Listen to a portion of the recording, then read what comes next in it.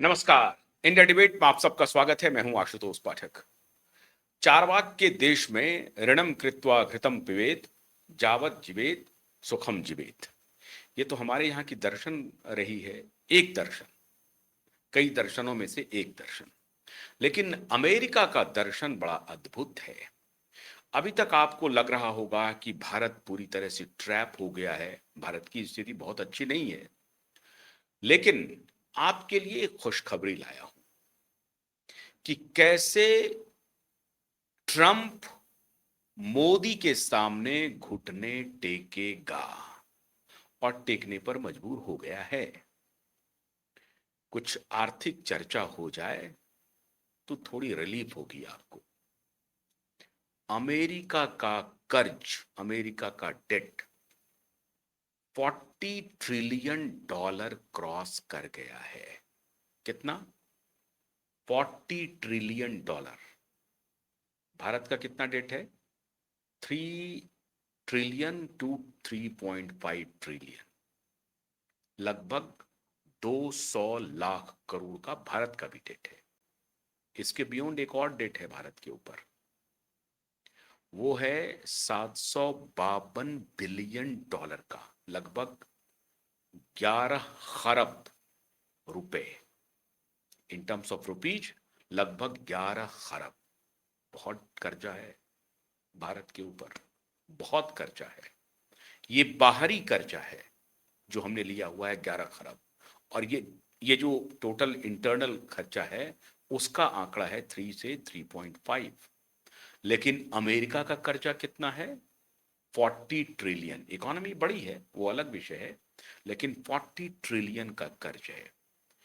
और ये जो कर्ज है वो सरकार का कर्ज है। मतलब हर नागरिक पर अगर डिवाइड कर दें, 34-35 करोड़ की आबादी है अमेरिका की।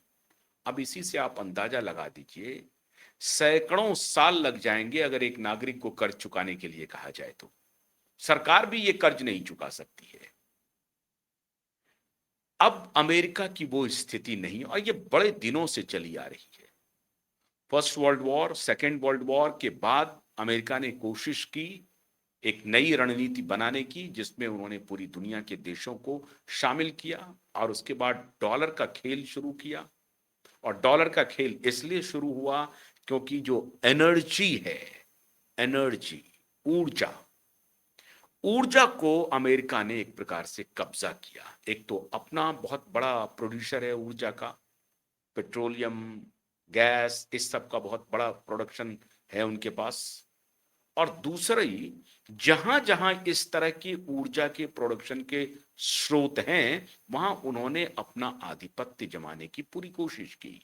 90s में अगर इराक वॉर हुआ तो वो भी इसीलिए था। आज वेनेजुएला पर कब्जा किया, वो भी इसीलिए था। ईरान पर कब्जा हो रहा है, वो भी इसीलिए है। सऊदी अरब, यूएई को अपना बिल्कुल अपना चाटुकार बना लिया, चमचा बनाया, वो भी इसीलिए है। तो पूरी दुनिया में सबसे बड़ा जो वॉर है वो एनर्जी का वॉर है, ऊर्जा का युद्ध है। और इसीलिए अमेरिका चाहता है कि ऊर्जा पर अगर हमारी डिपेंडेंसी खत्म हुई तो हम बर्बाद हो जाएंगे। कैसे है, ऐसे समझिए कि इन्होंने सऊदी अरब, यूएई और बाकी तमाम देशों को, जहां जहां से ये ऊर्जा के आया निर्यात हो सकते हैं, उन सबको कहा कि आप जो लेन देन करेंगे वो डॉलर में कीजिए। और उधर डॉलर छापने की उन्होंने मशीन लगा दी, डॉलर छापना शुरू किया। और इस तरह से पूरे वर्ल्ड की इकोनॉमी में डॉलर को मजबूत करता चला गया। डॉलर एक ऐसी मुद्रा हो गई जिसके ऊपर सबको डिपेंड रहना ही पड़ेगा, क्योंकि उनको कारोबार अगर करना है तो डॉलर में करना है। भारत को अगर मान लीजिए तेल चाहिए तो उनको रुपए में पे नहीं करना है। रुपए में अगर पे करना होता तो हम छाप लेते, दे देते उनको, उनको दे देते, उनकी इकोनॉमी में जो ना होता हो जाता। नहीं, ऐसा नहीं है, हमको डॉलर में पे करना पड़ रहा है। इसी तरीके से अन्य देशों को भी डॉलर में पे करना पड़ा। मतलब दुनिया की अन्य करेंसी को उन्होंने एक प्रकार से खत्म कर दिया। सोने को भी अपने पास रखा, ऊर्जा को भी अपने पास रखा, और अपने रुपए को, जो जब उन्होंने प्लास्टिक पेपर मनी पे कन्वर्ट किया, सोने के बदले। जो बार्टर सिस्टम था उसको खत्म करके पेपर करेंसी लाया और उसके बदले में धारक को देने का वचन देता हूं के आधार पे एक नोशनल वैल्यू क्रिएट किया कि भाई इसका इतना $100 होगा, इसका इतना $200 होगा, इसका इतना $1000 होगा। जैसे अपने यहाँ है, ये $1000 का नोट, ये ₹500 का नोट, ये $2000 का नोट। तो वो वैल्यू है, बाकी वो कागज है, लेकिन उसमें क्या है, एक वैल्यू आपने इंसर्ट किया है और उस वैल्यू को आप भी मानते हैं और सरकार भी मानती है। अगर आप माने सरकार ना माने तो उस कागज का कोई मतलब नहीं, सरकार माने आप नहीं माने तो उस कागज का कोई मतलब नहीं। मतलब सरकार और आपके बीच में एक अघोषित एग्रीमेंट है कि हां आपने जो ये कागज मुझे पकड़ाया है, ये कागज $2000 का है और ये कागज $500 का है। मतलब एक मौन सहमति है, तभी ये काम आगे बढ़ता है कि सरकार ने टेंडर जारी किया, ये $500 के नोट हम मार्केट में छोड़ रहे हैं और ये आज से $500 के नोट इस कलर के होंगे, इस आकृति के होंगे, गोल नहीं होंगे, आयताकार होंगे, इतनी इसकी मोटाई चौड़ाई लंबाई होगी और इसके अंदर में एक कौन सा सिल्वर का रहेगा या गोल्ड का रहेगा या कौन सा हम देंगे, वो सब जानबूझ करके हम दे रहे हैं और आपको मान लेना है। ये चलता रहा, उस पर शिफ्ट हुआ सेकेंड वर्ल्ड वॉर के बाद और अपने डॉलर को मजबूत करता चला गया। भारत सहित पूरी दुनिया की इकोनॉमी, पूरी दुनिया अब उनको लग रहा है धीरे धीरे, जब बाकी चीजों से इन्फॉर्म्ड हो रहा है, जैसे जैसे डेमोक्रेटिक कंट्रीज बढ़ती जा रही है या जो डेमोक्रेटिक नहीं है उनको भी लग रहा है कि भाई आप देखिए एक जमाने में राजशाही हुआ करती थी तो कुछ नहीं चलता था, राजा ने कह दिया वही रूल है भाई साहब, सब पकड़ के। लेकिन अब जैसे जैसे शासन तंत्र बदलाव में बदलाव आया, इंडिविजुअल को इंडिपेंडेंस मिला, कुछ राइट्स मिले और उस फिर राइट्स के बाद जो है वो बोलना शुरू किया, रिवोल्ट करना शुरू किया, तब उनको जानकारी आई कि ये जो रिसोर्सेज है, इस रिसोर्सेज को चैनलाइज करने के लिए हमने सरकार नाम के इंस्टीट्यूशन का गठन किया है और वो रिसोर्सेज को ठीक से चलाएगा, हमारी सुरक्षा के लिए, हमारे लिए चलाएगा, अपने लिए नहीं चलाएगा। अगर वो अपने लिए चलाता तो राजा हो जाता। तो हमने राजतंत्र को खत्म किया, पूरी दुनिया से खत्म हुई राजशाही। आज कहीं कहीं डिक्टेटरशिप जरूर है कुछ कुछ देशों में और उसमें मोस्टली इस्लामिक कंट्रीज में, ईरान में भी वही हालत थी, इराक में भी वही हालत थी। लेकिन अमेरिका ने ईरान और इराक में डिक्टेटरशिप को खत्म करने के लिए नहीं हुआ था, वो तेल पर कब्जा करने के लिए था, मतलब चौधरी बन रहा था। यहां भी वो डिक्टेटर बना हुआ है। पूरी दुनिया में अभी अमेरिका डिक्टेटर के रूप में कह रहा है कि हम जाएंगे डेनमार्क को ले लेंगे, हम जाएंगे कि आइसलैंड को ले लेंगे, हम जाएंगे वेनेजुएला से, घर से उठा लाया प्रेसिडेंट को, वेनेजुएला को कब्जा कर लिया, अब उसके तेल पर अमेरिकी कंपनी ने कब्जा कर लिया है और भारत भी वहां से तेल खरीद रहा है। भले ही वो सस्ता तेल मिल रहा हो, लेकिन भारत भी वहां से तेल को भारत को खरीदना पड़ रहा है। लेकिन मोदी ने एक खेला कर दिया। अब एक बात समझिए, अमेरिका में अगर $40 ट्रिलियन का डेट है तो इस $40 ट्रिलियन के डेट को अमेरिका कैसे उसको रिजॉल्व करेगा, कैसे कम करेगा?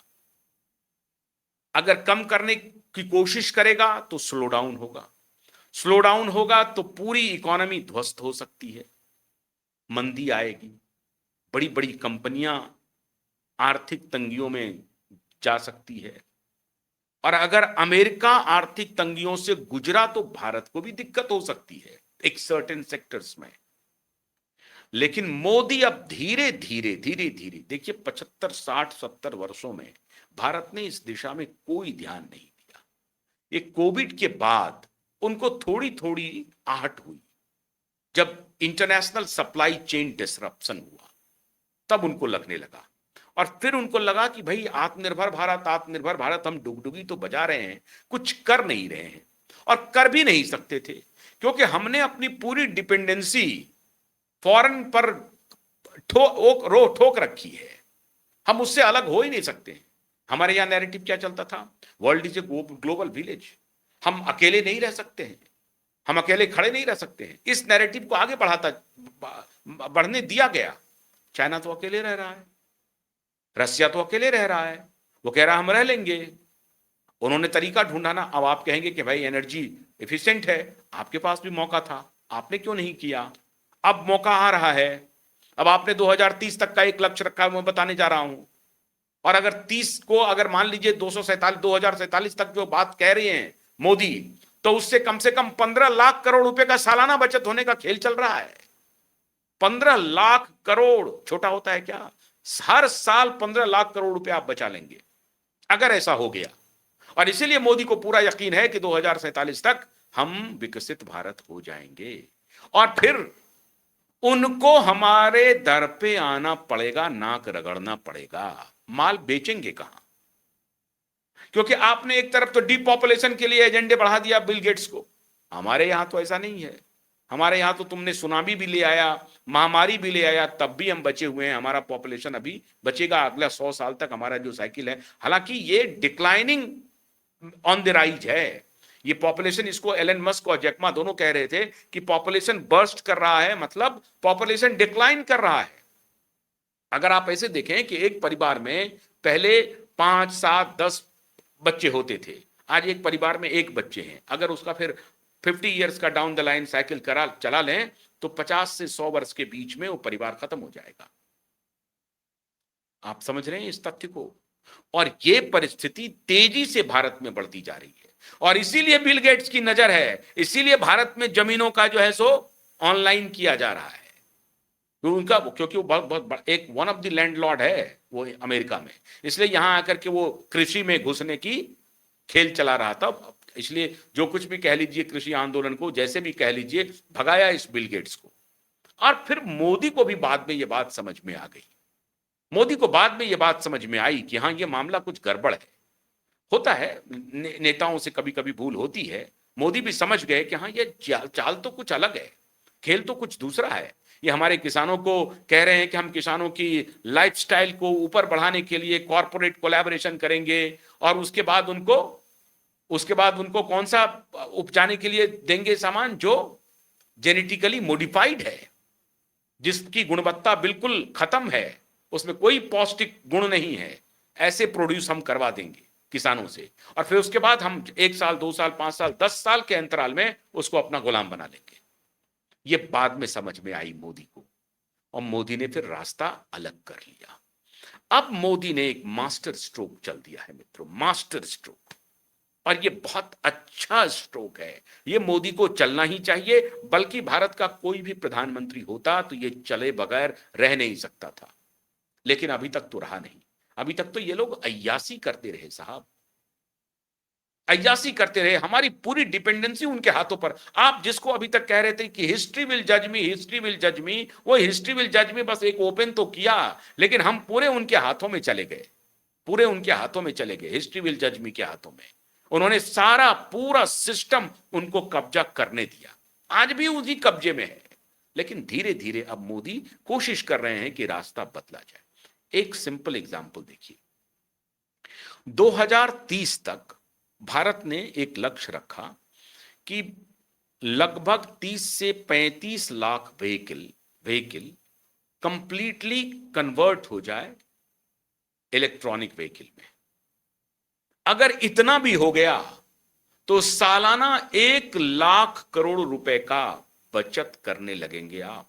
पेट्रोल डीजल आपको मालूम है 80-90% हम इंपोर्ट करते हैं, तो 1 लाख करोड़ रुपए का बचत हो गया।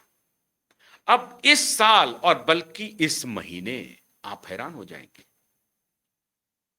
82% का राइज है इलेक्ट्रॉनिक व्हीकल के रजिस्ट्रेशन में और इलेक्ट्रॉनिक व्हीकल के चार्जिंग स्टेशन के इंफ्रास्ट्रक्चर के डेवलपमेंट में बहुत तेजी से ये बहुत कई गुना बढ़ाया जा रहा है। मुफस्सिल इलाकों में, छोटे छोटे शहरों में चार्जिंग स्टेशंस लगने शुरू हो गए, हाईवेज पे चार्जिंग स्टेशंस लगने शुरू हो गए। बिजली की खपत होगी अभी देखा जाएगा, लेकिन चार्जिंग स्टेशंस लगने शुरू हो गए।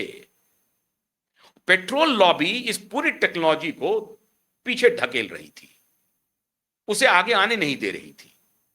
इलेक्ट्रॉनिक पूरा रिवॉल्यूशन पूरे भारत में हो रहा था, तो काहे क्या रहे थे कि भाई बिजली की इतनी खपत होगी, वो बैटरी को सस्टेन करने के लिए, ये करने के लिए, रिचार्ज करने के लिए इतनी खपत होगी कि पोल्यूशन हो जाएगा।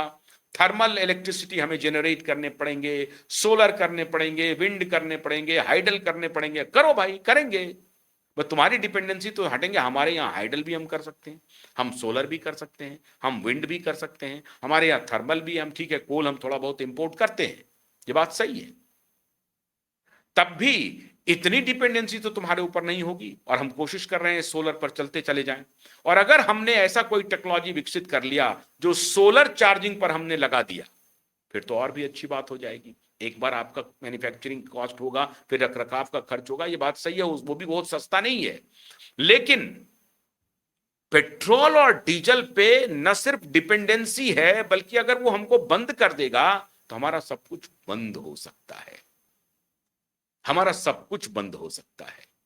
तो गैस के लिए पीएनजी, इसके ऊपर भी ध्यान देना शुरू किया मोदी ने, और अब तेजी से अंडर हैंड एक निगोशिएशन चल रहा है कार मैन्युफैक्चरिंग से, ऑटोमोबाइल की बड़ी बड़ी कंपनियों से। आप हैरान हो जाएंगे, फॉक्सवैगन जैसी बड़ी कंपनी जो पूरी दुनिया में 1 लाख कर्मचारी के छटनी की बात कर रहा है, फॉक्सवैगन खाली क्या करती है, फॉक्सवैगन स्कोडा, फॉक्सवैगन का अपना जो गाड़ी है वर्टस वगैरह वो भी है, इसके अलावा पोर्शे, लेम्बोर्गिनी, बेंटले, ये सारी गाड़ी फॉक्सवैगन की है। ये सब उनकी उन्हीं की रेंज में है। बेंटले से लेकर के, लिम्बॉर्गिनी से लेकर के, पोर्शे से लेकर के, ये तमाम गाड़ियां फॉक्सवैगन प्रोड्यूस करती हैं, इतनी महंगी महंगी गाड़ियां। फॉक्सवैगन अपने यहां परेशान थी, लेकिन अब फॉक्सवैगन का भारत में कहा जा रहा है कि जेएसडब्ल्यू ग्रुप, जो अभी चेरी से कॉन्ट्रैक्ट किया है, चाइनीज चेरी के साथ, जिसका अभी नया 2 बड़े व्हीकल्स लॉन्च हो रहे हैं, मिड साइज भी और एक कॉस्टली व्हीकल्स भी, अपर मिड साइज भी जो है वो लॉन्च हो रहा है अगस्त, सितंबर, अक्टूबर, दीपावली के पहले पहले। ये इतनी गाड़ियां लॉन्च हो रही हैं, और जेएसडब्ल्यू कोलैबोरेशन में जाने की सोच रही है फॉक्सवैगन के साथ। लगभग बातचीत फाइनल है, अगले 2 महीने में हो सकता है कि जेएसडब्ल्यू का फॉक्सवैगन के साथ ज्वाइंट वेंचर हो जाए, और उनका जो थ्रस्ट है वो ईवी पर है। और इधर आपने देखा कि टाटा, महिंद्रा, ये दोनों, मारुति, ये सारी गाड़ियां अब ईवी पे शिफ्ट हो रही है। तो सरकार कह रही है कि देखो हमने 2030 का लक्ष्य रखा है, फर्ज कीजिए 2030 तक में आपने कमाल, ऐसे समझिए 2014 के पहले आप व्हाट्सएप पे कॉल कर पाते थे? नहीं। वीडियो कॉल कर पाते थे? नहीं। फेसबुक पर जो उनका जो मैसेंजर था उस पर कॉल कर पाते थे? नहीं। बेसिक फोन हुआ करता था आपके पास 2014 तक, और 2014 से 2026 छोड़िए, 2016 के बाद से ही ये सारी टेक्नोलॉजी आ गई, और बेसिक फोन पे जो आप कॉल करते हैं वो उसकी संख्या लगभग कम हो गई है। शहरों में तो लोग ज्यादातर व्हाट्सएप कॉल कर रहे हैं, या अन्य अन्य जो ऐप हैं उसके ऊपर कॉल कर रहे हैं, अधिकतर बेसिक पर भी कर रहे हैं, लेकिन अधिकतर कॉल्स हो रहे हैं। लेकिन उसको फिर इंटरनेट से जोड़ करके वो अपना फायदा टेलीकम्युनिकेशन वाला उसमें फिर आ गए, क्योंकि मोनोपोली वाला था। अगर वहीं पर कोई दूसरे प्लेयर इंटर कर गए होते तो इनकी हालत खराब हो जाती। लेकिन चूंकि इंटरनेट इनेबल्ड आपको करना पड़ गया, ऐसा टेक्नोलॉजी का आपने घालमेल कर दिया, अगर वो ऐप टू ऐप चलता रहता जहां इंटरनेट की आवश्यकता नहीं होती, तब तो इनकी नानी मर जाती। लेकिन इंटरनेट सर्विस जैसे आया तो बेसिक कॉल भी उसके साथ इंसर्ट हो गया। तो ये हुआ कि उनकी जो टेलीकम्युनिकेशन कंपनी है वो जिंदा रह गई। वरना ये जिस तरीके से गुंडागर्दी कर रहे थे, हालांकि आज भी कर रहे हैं, आज भी पूरी तरह से शोषण ही कर रहे हैं कंज्यूमर का, लेकिन उसमें एक कंपटीशन तो आई है। लेकिन फिर 3-4 कंपनियां हैं, तो वहां फिर आपस में फिर मोनोपोली करके वो अपनी दादागिरी चला रहे हैं। इसलिए ये जरूरी है कि एक दो कंपनी नहीं, अभी अगर जेएसडब्ल्यू कॉन्ट्रैक्ट कर रही है फॉक्सवैगन के साथ, जेएसडब्ल्यू कॉन्ट्रैक्ट कर रही है चेरी के साथ, तो अच्छी बात है। लेकिन आप कल्पना कीजिए, अगर भारत ने ईवी पे सारी शिफ्ट कर दी, अपनी सारी व्हीकल अगर शिफ्ट हो गई आने वाले दिनों में, तो 14 से 15 लाख करोड़ रुपया सालाना भारत बचा लेगा। अब मान लीजिए 1-2 लाख करोड़ रुपया ईवी पे खर्चा भी हो जाए, फिर भी 14-15 लाख, 12-13 लाख करोड़ रुपए भारत के खजाने में बच जाएगा। और अगर 12-13 लाख करोड़ रुपए बच गए, क्या होगा फिर? मिरेकल होगा, होगा या नहीं होगा? और तब हमारे यहां क्या है, एक ऐसा पॉपुलेशन है जो पूरी दुनिया में सबसे बड़ा बोनांजा भारत के पास है, यंग हैंड है हमारे यहाँ।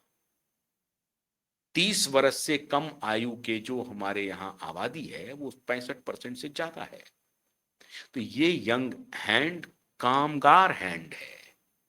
ये एजिंग पॉपुलेशन जापान की तरह नहीं है, या यूरोप के एजिंग पॉपुलेशन वाले देश जैसा नहीं है। अमेरिका की भी हालत खराब है, लेकिन भारत अकेला दुनिया में देश है जो यंग पॉपुलेशन का सबसे बड़ा बाजार होने वाला है। तो प्रोडक्शन के क्षेत्र में भी ये जाएगा और उपभोग के क्षेत्र में भी जाएगा। जो प्रोडक्शन करेगा वही उपभोग भी करेगा। तो हमारा पॉपुलेशन पूरी दुनिया के सामने एक सबसे बड़ा बोनांजा है। और उनके लिए अभी जो वो ये कह करके गए हैं कि जो गलती हमने चाइना के साथ की वो भारत के साथ नहीं करेंगे, तुम्हारी औकात नहीं है, तुम करके तो देख लो, करके देखो। हाँ, अब भारत को थोड़ा सतर्क होकर के, जैसे अपने टेक्नोलॉजी को थोड़ा दुरुस्त करना है। जैसे एक टेक्नोलॉजी पे हम आ रहे हैं, पेट्रोल डीजल से हटने के लिए ईवी पे हम धीरे धीरे ट्रांसफर कर रहे हैं। अभी आप देखिए कि पेट्रोल और डीजल से गाड़ियां चलती थी, जो रेल की व्यवस्था होती थी, जो रेलवे से आप सफर करते थे, उसमें डीजल पेट्रोल हैवी कंजम्पशन था। अब ऑलमोस्ट पूरे देश में इलेक्ट्रिफिकेशन हो गया है रेलवे का। कहीं कहीं अगर छोटे मोटे जगहों में चल रहा हो डीजल वाले इंजन, तो वो इक्के दुक्के हैं। मैक्सिमम इलेक्ट्रिफिकेशन हो गया है, मैक्सिमम। तो अब ये टेक्नोलॉजी बदलते हुए वक्त नहीं लगेगा। तो हो सकता है कि अगला 5 साल बहुत क्रूशियल हो, और इसीलिए भारत में पॉलिटिकल इनस्टेबिलिटी के तरफ खेला चल रहा है। हालांकि मैं समझता हूं कि हर आंदोलन गवर्नमेंट को एक प्रकार से, कॉम्प्लेसेंट जो गवर्नमेंट होती है उनको थोड़ा टो पर भी लाती है। थोड़ा आराम हो जाता है ना, अरे हम तो जीतेंगे ही जीतेंगे। नहीं, आपको काम करके दिखाना पड़ेगा। जब आप काम करके दिखाएंगे तो जनता आपको फिर चुन करके लाएगी। ये दोनों साथ साथ चलती है। इसलिए ये हर चीज जो हो रहा है, ये आंदोलन भी जो हुआ, मैं इसे गुड स्पिरिट मानता हूं। ये सरकार के हक में गया है। इसलिए मोदी अब और कॉम्प्लेसेंट नहीं होंगे, मोदी और ताकत लगाएंगे। और अगर आपने एक 2030 का ही लक्ष्य पूरा कर लिया, तब भी आप 1 लाख करोड़ रुपए बचा लेंगे। बाकी इथेनॉल को मारिए गोली, इथेनॉल का जो खेल चल रहा है वो सब चलने दीजिए। लेकिन अगर बैटरी पे, इलेक्ट्रिक व्हीकल पे आप शिफ्ट कर गए तो 14 से 15 लाख करोड़ रुपए बचाएंगे। और अगर ऐसा हुआ, फिर अमेरिका का ये $40 ट्रिलियन, $50 ट्रिलियन में जाते हुए वक्त नहीं लगेगा।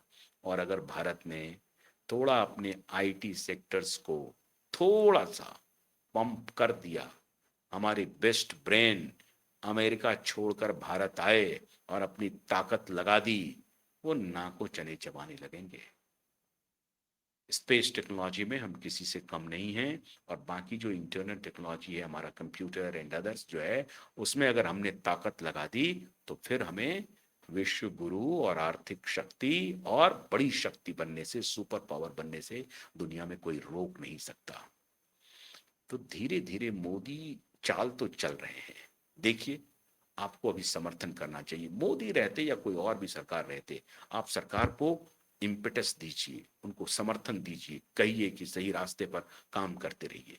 मोदी चल रहे हैं, $40 ट्रिलियन के चाल में अमेरिका अभी फंसा है। अमेरिका आगे और घुटने टेकेगा। बहुत बहुत शुक्रिया, नमस्कार।